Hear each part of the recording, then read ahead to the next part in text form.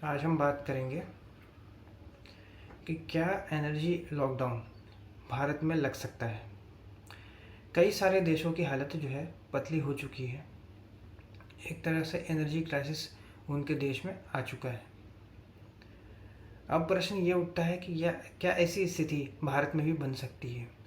अभी कई जगह पे आप वीडियोस देखेंगे जहाँ पर लोग लाइनों में लग के पेट्रोल भरवा रहे हैं, गाड़ी में गैस सिलेंडर ले रहे हैं, और इसमें भी लोग आपदा में अवसर ढूंढ रहे हैं। 3-3 हज़ार का गैस सिलेंडर बेच रहे हैं। सिचुएशन ख़राब है, लेकिन कुछ लोगों को इस यहाँ पे भी अपॉर्चुनिटी दिखती है। जैसे कोविड में लोगों को अपॉर्चुनिटी दिखी थी, मास्क और सैनिटाइज़र बेच के, कोई ऑक्सीजन सिलेंडर महंगे में बेच बेच के पैसे कमा रहा था। तो ये परिस्थिति आ सकती है। प्रधानमंत्री नरेंद्र मोदी ने अब ये क्लियरली कह दिया है कि अभी जो कंडीशन है वो कंडीशन कोविड जैसी ही हो सकती है। कोविड में भी आपके पास तो एनर्जी क्राइसिस नहीं था, तो वहाँ भी थोड़ा बेटर था, लेकिन अब अभी जो है एनर्जी क्राइसिस हुआ तो आपके पास पैसे होंगे तब भी आप कहीं आ जा नहीं सकते हैं।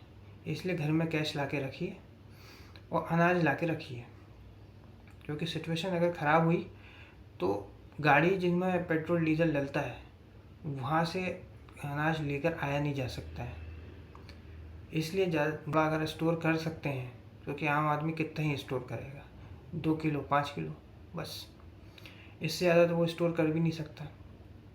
ये लॉजिक दे रहे हैं कि जब गैस पे खाना बनने लग गया है तो पुरुष में जो है वो उसकी पावर कम हो गई है। तो लोग तो जब जो एक पार्टी विशेष को सपोर्ट करना चाहते हैं कुछ भी बोल सकते हैं कि कुछ दिनों के लिए लकड़ियों में खाना बना लो, कोयले से खाना बना लो।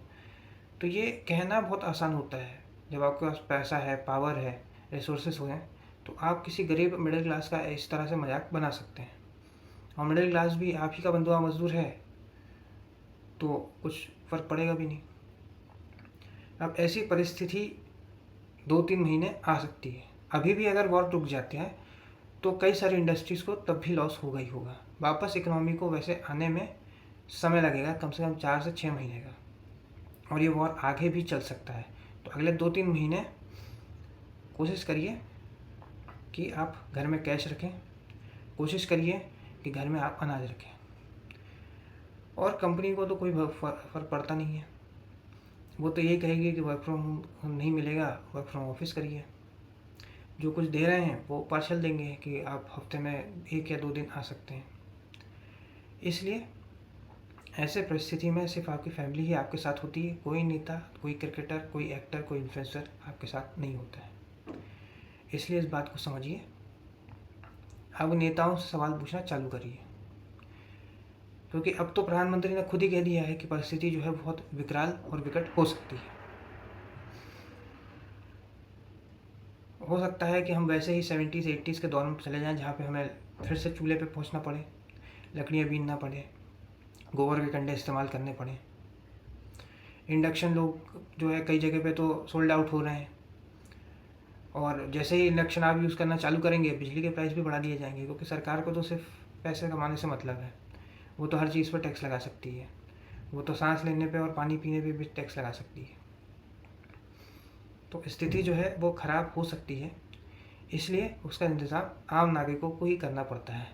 आपको भी पता है कि सरकार को तो कोई आपसे मतलब है नहीं, वो तो बस वोट चाहती है, वो उसको आपका वोट मिल गया, बस 5 साल अब वो बैठ गई। इसलिए अपना इंतज़ाम आपको खुद ही करना पड़ेगा। अगर हवा अच्छी नहीं है तो एयर प्योरीफायर आपको खुद खरीदना पड़ता है, पानी अच्छा नहीं है तो वाटर फिल्टर आपको खुद लगाना है। अगर वो शिक्षा सरकारी में अच्छा नहीं दे सकते तो आपको अपने बच्चों को प्राइवेट स्कूल में खुद ही भेजना पड़ता है। सब कुछ आपके ज़िम्मे है। इतना सारा टैक्स भर के, इतना सब कुछ करके भी ये भी हो सकता है कि सड़क का एक गड्ढा ही भी आपके जीवन को अंत कर दे। ऐसा दिल्ली में हुआ भी है। तो इसलिए सब कुछ आपके भरोसे है, सरकार के भरोसे मत बैठिए। क्या पता सरकार आपके भरोसे बैठी हुई हो। आज के इस वीडियो में इतना ही। अगर ये वीडियो आपको पसंद आया तो वीडियो को लाइक करें, शेयर करें और चैनल को सब्सक्राइब करें। धन्यवाद।